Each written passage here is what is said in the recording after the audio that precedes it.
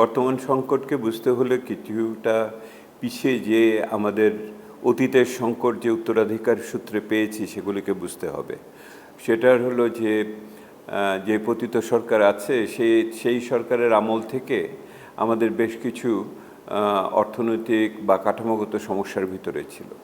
যেমন ধরুন, রাজস্ব আদায় বাড়েনি, অথবা সরকারি ব্যয়ের গুণমান দুর্বল, অথবা আমাদের মূল্যস্ফীতির হার বেশি ইত্যাদি বিষয়াদি ছিল। তো সেই সমস্যাগুলো কিন্তু অন্তর্বর্তীকালীন সরকারের সময়তেও এসেছিল, এবং অন্তর্বর্তীকালীন সরকারের মূল চেষ্টাটা ছিল মূল্যস্ফীতিকে নিয়ন্ত্রণ করা, এবং তাদের সাফল্যের যেই সামান্য দু একটি জায়গা ছিল অর্থনীতির, তার একটা হলো যে তারা রেমিটেন্স বেশি এনে টাকাকে স্থিতিশীল করতে পেরেছিল বিনিময় হারের দিক থেকে।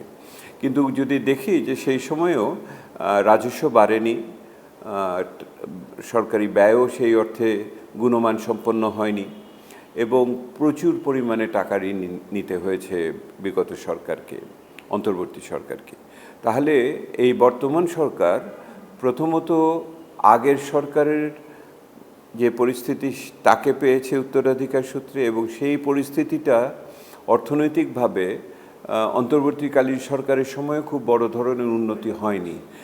এর সাথে এখন তারা বিভিন্ন ধরনের বিভিন্ন অর্থনৈতিক প্রতিশ্রুতি দিয়ে নির্বাচিত হয়েছে।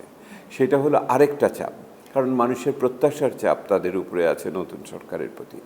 আর এর সাথে যুক্ত হয়েছে আপনার বৈশ্বিক সমস্যা, সেটা আপনার মার্কিন যুক্তরাষ্ট্রের সাথে বাণিজ্য চুক্তি বলেন, অথবা হরমুজ প্রণালী দিয়ে আমার জাহাজ চলাচলই বলেন, বা উচ্চ তেলের মূল্য বলেন, এগুলি রয়েছে, এবং এর সাথে আমার রপ্তানির পতন ইত্যাদি।